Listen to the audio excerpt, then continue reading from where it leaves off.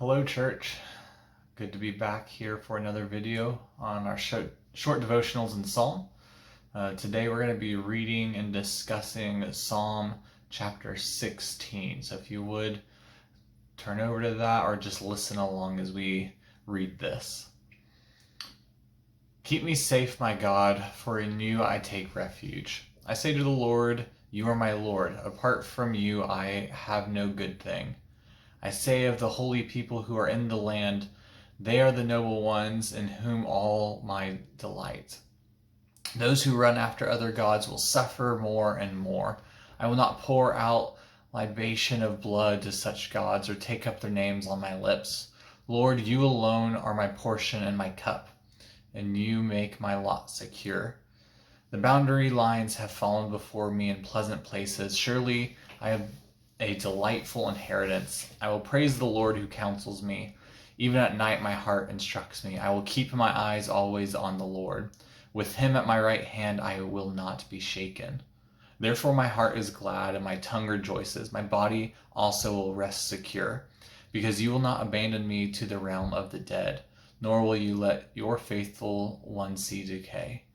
You make known to me the path of life. You will fill me with joy in your presence, with eternal pleasures at your right hand. As we read this, the one verse that sticks out to me is verse 8, where it reads, I keep my eyes always on the Lord. With him at my right hand, I will not be shaken. As I read this, the question popped in my mind of what does it look like to always keep our eyes on the Lord? And are we doing that at this day? Because more often than not, when I feel like we are troubled, or I am feeling down and troubled and feel like everything's going wrong and I can't figure out what's happening, it's because I'm not looking towards the Lord. So when I read this verse, when it says keep your eyes on the Lord, for me what it means is that when everything else is going awry, no matter what's coming up our path, no matter what is happening, that our eyes need to be focused ahead. Our eyes need to be on God, because when our eyes are on God, then that's the priority. When our priorities are not with him first, everything else tends to go astray. Everything else tends to go wrong.